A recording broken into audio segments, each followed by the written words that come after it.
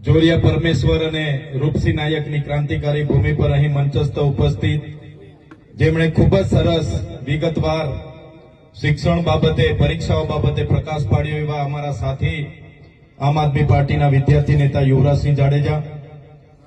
આપણા જ વિસ્તારના છોટાઉદેપુર લોકસભાના ઇન્ચાર્જની જેમની જવાબદારી છે એવા મુકેશભાઈ બારિયા, છોટાઉદેપુર જિલ્લાના આમ આદમી પાર્ટીના પ્રમુખ એવા રાધિકાબેન રાઠવા, છોટાઉદેપુર વિધાનસભાના પ્રભારી એવા વિનુભાઈ રાઠવા, કદવાલ તાલુકાના પ્રમુખ એવા રવિન્દ્રભાઈ,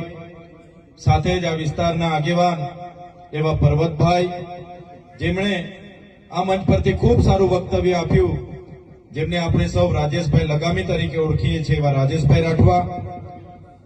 જેઓ પોતાની પાઘડીથી પરિચિત છે, ઓળખાણ ધરાવે છે એવા અમારા આપણા સૌના વડીલ એવા ભંગ્યાભાઈ રાઠવા, સાથે યુવા આગેવાન પરેશભાઈ રાઠવા,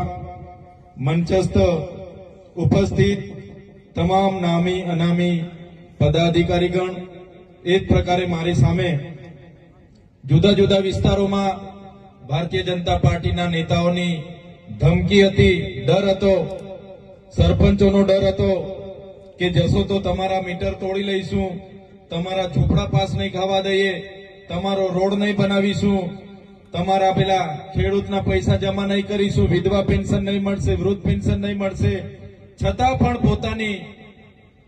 કોઈની પણ દાગ ધમકીના દબાણમાં આવ્યા વગર મોટી સંખ્યામાં અહીંયા ઉપસ્થિત થયેલા મારા પિતા તુલ્ય વડીલો,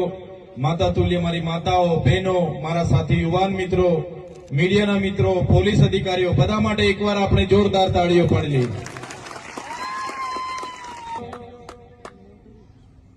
તમને બધાને ખબર છે કે જે પ્રકારે આપણા દેશ પર અંગ્રેજોનું શાસન હતું, એના પહેલા પણ ઘણી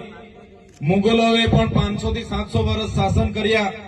બીજી ઘણી બહારની અનેક જાતિઓના અતિક્રમણો થયા, આક્રમણો થયા, અને આઝાદીના લડતમાં બધા જ લોકોએ પોતપોતાનું યોગદાન આપ્યું. 1857 નો વિપ્લવ હોય કે 1838 થી 1858 ની ક્રાંતિ હોય, એ રૂપસિંહ નાયક હોય, ગલિયા નાયક હોય, બાબર નાયક હોય, જોરિયા પરમેશ્વર હોય, રવજી બારિયા, ભૈજી બારિયા હોય, રવજી નાયક હોય, બધા જ લોકોએ આઝાદીની લડતમાં દેશને આઝાદી અપાવવા માટે પોતાનું યોગદાન આપ્યું છે. તમે જોયું હશે ઇતિહાસમાં આપણા આદિવાસી ક્રાંતિવીરોના ગૌરવ